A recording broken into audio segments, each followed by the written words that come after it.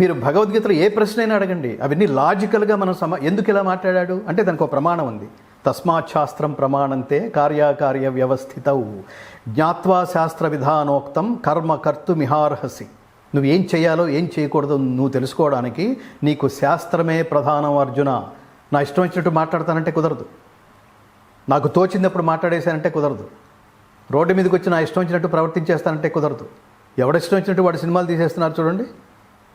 నా ఇష్టం పేరుతో అండర్లైన్ చేసి నా ఇష్టం పేరుతో ఒక్కొక్కడు జంతువుగా మారిపోయి, అంటే అలాంటి వాళ్ళని ఉద్దేశించి మాత్రమే మాట్లాడుతున్నాను. ఒక జంతువు ఇంకో జంతువును సమర్థిస్తుంటుంది.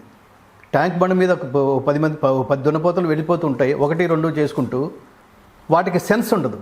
తర్వాత వాళ్ళు ఇబ్బంది పడతారు, వెనక వచ్చే వాళ్ళు ఇబ్బంది పడతారు, రోడ్డుకి ట్రాఫిక్ అంతరాయం కలుగుతుంది.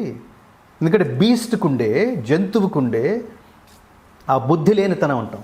వాటికి బుద్ధి చాలా లోయర్ లెవెల్లో ఉంటుంది, జ్ఞానం అసలు ఉండదు. మనకి ఆ రెండు చాలా పీక్స్లో ఉంటాయి. మరి నువ్వేంటి వాటికి సమానంగా బిహేవ్ చేస్తున్నావేంటి?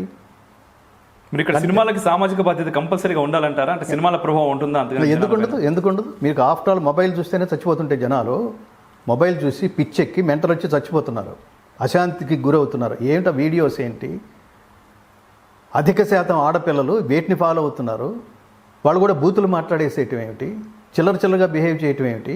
మనం ఒక్కసారి ఊహించుకుంటే ఈ పిల్లే మన పక్కన ఉంటే, మన ఇంట్లో ఉంటే మనకు అసలు ఒళ్ళు గగురు పడుస్తుంటుంది. ఏంటిది, ఒకరిని చూసి ఒకళ్ళు ఇలా పాడైపోతున్నారు. నేనంటే మొత్తం స్త్రీ జాతిని అనడం లేదు మిత్రమా. అసలు ఒకరిని చూసి ఒకళ్ళు ఎలా వెళుతున్నారో చూడండి, ఏ మార్గంలో వెళుతున్నారో చూడండి.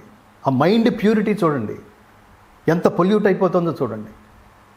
అశాంతి తప్ప ఏముంది ఇందులో? అరచేతిలో వైకుంఠం అన్నాం, వైకుంఠం కాదు, అరచేతిలో నరకం ఇది.